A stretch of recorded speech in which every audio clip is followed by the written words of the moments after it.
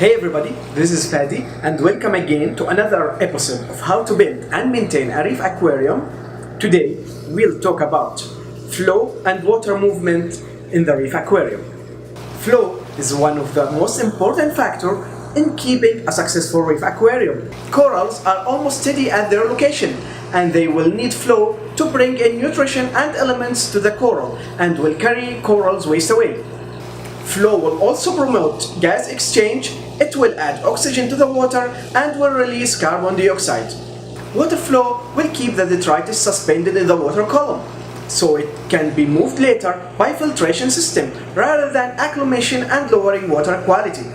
Total tank turnover rate is the sum of the return pump flow, power heads and Wavemakers flow divided by aquarium size. For example, when I have 1000 gallon per hour total flow rate in 100 gallon tank, that means that we have 10x turnover rate. Corals have different flow needs and we need to figure out what corals are we gonna keep in the tank to determine the needed flow.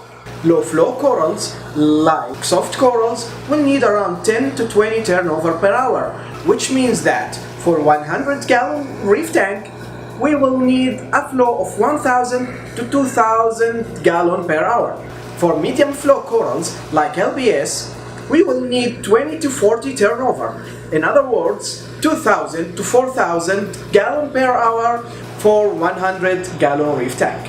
For high flow corals, like SPS corals, the minimum is 40 turnover. 100 turnover is not unheard of. In my 180 gallon reef tank, I keep it around 80 turnover or around 15,000 gallon per hour. Mixed reef tanks, in which we keep different types of corals of SPS, LBS and softies, are a little challenging to keep. The reason is the difference in the flow requirements for each coral. High flow will make softies and LBS unhappy and will stress them, and low flow will not sustain a healthy SPS corals. Here comes the need to consider this while doing the aquascape. We need to make different flow areas, in addition to the placement and number of power heads. It's better to have multiple smaller power heads rather than just one large power head.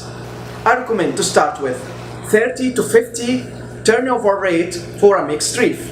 When the SPS corals start to grow, you may need to add more Wavemakers to increase flow. Wavemakers are water pumps that are designed to make waves by turning the pump on and off, or by changing speed. The more random flow pattern, the better. There are many brands of Wavemakers. Most popular are the Ecotech Vectra pumps. These pumps are controllable and can make different programs, and also it can be controlled by Apex Controller WXM module.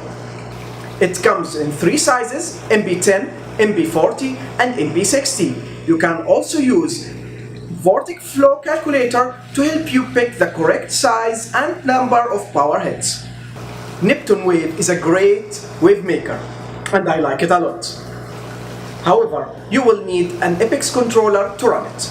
Gyre is also another popular option, and it offers a different kind of flow, not like directional flow Wavemakers like Vortic and Wave. Gyre is based on advanced cross-flow technology, which produce massive horizontal water movement, leaving a little to no dead spot in its wave, while the other Wavemakers use propeller nozzle flow, which is more directional. From what I've noticed, combining the two kinds of flow will give you the random and chaotic flow that will keep SPS coral at optimal health.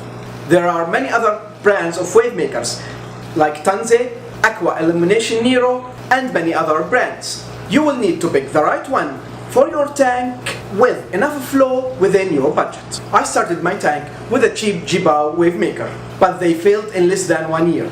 Failed Wavemaker is a major problem and can make a serious damage for corals and fish in few hours. There will not be enough oxygen for fish and corals. They will suffocate and die quickly of lack of oxygen. And as I said before, think of your tank as an investment. So pick the highest quality Wavemaker possible, as it is one of the most important life support system in your tank. If it fails, you will need to act quickly.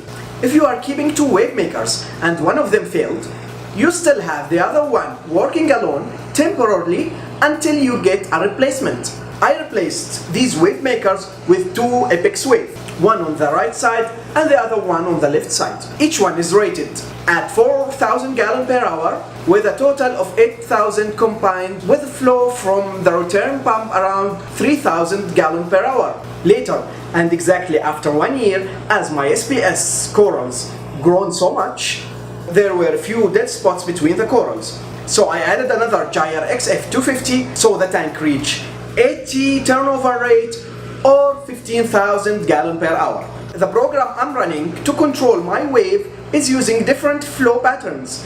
When the lights are off, it's running at lower speed.